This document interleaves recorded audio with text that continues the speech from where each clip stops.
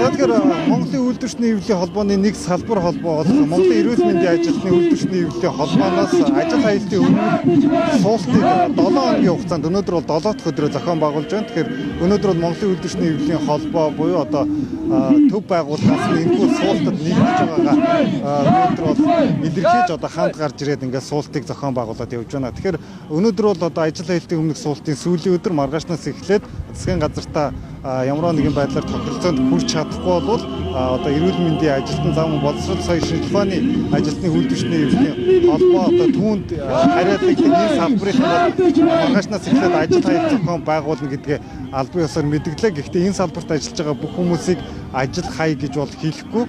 Тухайн салбарт ажиллаж байгаа хүмүүс маань одоо өөрсдийнхөө сайн дураар энэ ажил хаялтад нэгдэж болно гэдэг ийм зүйлийг бол Монголын үйлдвэрчний холбооноос төлөө. Хэрвээ энэ байдал цааш улам бүр одоо ингээд тохиролцоонд хүрч чадахгүй үргэлжлэлээ гэхэд бол нийт 14 холбооны үйлдвэрчний хэвлэлийн холбоо бол одоо энэ ажил хаялтанд нэгдэн цаашлаад 21 аймагт бас одоо энэ ажил хаялтын өмнөх суултыг албан ёсоор зохион байгуулах ийм үйл ажиллагаа маань үргэлжлэнэ гэсэн тайлбарыг бол Монголын үйлдвэрчний хэвлэлийн холбооноос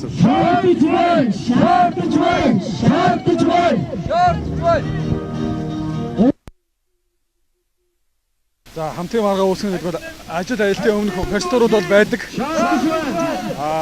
Энэ процедурын дагуу бид нар засгийн газар нэг ёсондоо шүүх дуулж байна гэсэн үг болно. Энэ дээр тодорхой зөвшөөрлөд хүрээгүй бол ойролцоогоор хуулийн хугацаа процедур өнгөрөөсний дараа зөвшөөрөл өгөхгүй бол шууд ажил хаялт болно. Тэгэхээр бол яг олон хүмүүс яг маргааш хайчих уу яах уу гэж бол ярьж байгаа. Гэхдээ нэлээ ойролцсон бол байж байгаа. Эдгээр хүний аймнаас эрүүл мэнд те бусад одоо зүйлийг бол бас давхар тооцож байгаа. Тэгэхээр үйлдвэрчний хэвлэлийн байгууллагын ажил хаялтыг одоо хийх бүх одоо бэлтгэлийг бол одоо манай анхан шатны гишүүн байгууллагууд бол хангаж байгаа. Яагаад шууд ажил хаялт хийчихв, яаж хийчихв гэдэгт бодож иж магадгүй.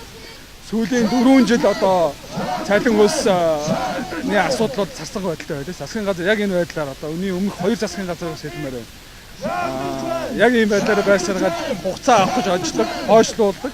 Тийм учраас энэ удаад бол одоо үйлдвэрчний хэвлэлийн байгууллагын гишүүдийн маань төсөл төвчээр үнэхээр алдарч байна. Цалин тэтгэврээ нэмэгдүүлэх гэсэн хөдөлмөрчдийн тэмцэл өнгөрсөн оны 9 сараас анх хэрэгдэж эхэлсэн. Энэ цагаас хойш өнөөдөр нийт 8 сарын хугацаа өнгөрч байгаа ч засгийн газраас цалин нэмэх асуудал дээр нэгч дорвитой шийдвэр гаргасангүй. Тухайн үед тэмцэл эхлүүлсэн багш эмч нарт олон улсын валютын сантаа байгуулсан гэрээний дагуу цалин нэмэх боломжгүй байгааг учирлаж энэ оны 2 дугаар улирал хүртэл хүлээхийг гуйсан байдаг. Харин эрүүл мэнд боловсролын салбарынхан засгийн газрын энэхүү хүсэлтийг хүлээн авч өнөөдрийг хүрсэн ч хэлсэндээ хүрч цалинг нэмэх нь битгийх л ангаж дуурсан хүн гарсангүй. Тиймээс эрүүл мэндийн ажилтнуудаар түүжээлүүлсэн ажил хаялтын өмнөх суулт Сүхбаатарын талбайд 7 дахь өдрөө үргэлжилж эцэстээ Монголын үйлдвэрчний хэвлэлийн холбооны удирдлагууд болон 21 аймгийн төлөөлөл энэхүү тэмцэлд албан ёсоор нэгдэж байгаагаа энэхүү илэрхийллээ. Цаашид ажил хаяхаас гадна тэмцлийн хурц хэлбэрүүдийг сонгон төр засагт дуу хоолойгоо хүргэн ажиллахаар төлөвлөд байгааг нь. Харин ард иргэдийн зүгээс Монголын үйлдвэрчний хэвлэлийн холбоог арай оройтод суултад нэгдлэх хэмээн шүүмжлээд байгаа. Тэгвэл тус байгууллагын удирдлагуудын хэлж байгаагаар энэхүү суултыг анхнаасаа дэмжиж байсан гэнэ. Учир нь эрүүл мэндийн ажилтны үйлдвэрчний хэвлэлийн холбоо болон бусад салбарынх нь энд өдөр бүр сууж байсан гэдгийг хэлж байгаамаа. Тиймээс энэхүү тэмцэл бол зөвхөн хэн нэг нь өмчлөхөөс илүүтэй бүх хөдөлмөрчдийн тэмцэл байх болно хэмээн мэдээллээ. Монголын үйлдвэрчний хэвлэлийн холбоо бол мэргэжил үйлдвэрлэлийн одоо 14 салбарын холбоотой 22 аймаг нийслэлийн үйлдвэрчний хэвлэлийн холбоотой нийт 36 гишүүн байгууллагаас бүрдсэн ийм одоо нэгдэл эрүүл мэндийн ажилтны болон боловсролын одоо салбарын ажиллагчдын одоо үйлдвэрчний хэвлэлийн холбоотоос эхлүүлсэн тэмцэл бол Монголын үйлдвэрчний хэвлэлийн холбооны тэмцэл.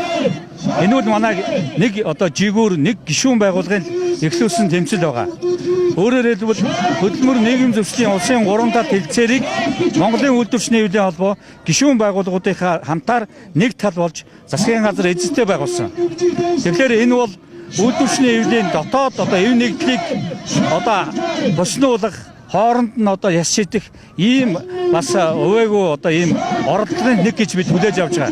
Өөрөөр хэлбэл 6 хоногийн өмнө эхэлсэн одоо энэ ажил хаялтын өмнөх суултанд манай боловсрол шинжлэх ухаан үйлдвэрлэл хөдөө аж ахуйн салбарын энэ суужил байсан шүү дээ. Энийг одоо Монголын үйлдвэрчний хэвлэлийн холбоо тодорхой зохион байгуулалтаар хангаад одоо засгийн газрын төвшөнд хэлцээрийг нэхлүүлээд 5 сарын 15-нд бид хэлцээрт хамтраад суулсан. Энэ бол нэгдсэн тэмцэл. Хөдөлмөрчдийн цалин үлсийг нэмэх болон засгийн газарт байхгүй ш байгаа. Гэвч өнөөдрийг үүсэл 8 сарын туршийн асуудал дээр анхаарал хандуулахгүй байгаа учраас ажил хайц зохион байгуулахаас өөр сонголтгүй болсон тухайга учирлаж байна. Гэхдээ хүн ардынхаа амнаас эрүүл мэндтэй холбоотой асуудлыг бүр мөс орхигдуулахгүйгээр ажил хаялтыг зохицуулсан байгаа хэмээн мэдэгдэж байна. Өмнө суул зардагч удаадараа шаардлага хүргэж мэдгдсэн хэрвээ ажил хаялтаас үүдэлтэй ямар нэгэн эрсдэл гарсан тохиолдолд Монгол улсын засгийн газар бүх хариуцлагыг хүлээх ёстой гэсэн тайлбарыг өглөө. Мэдээ Эрдэнэт.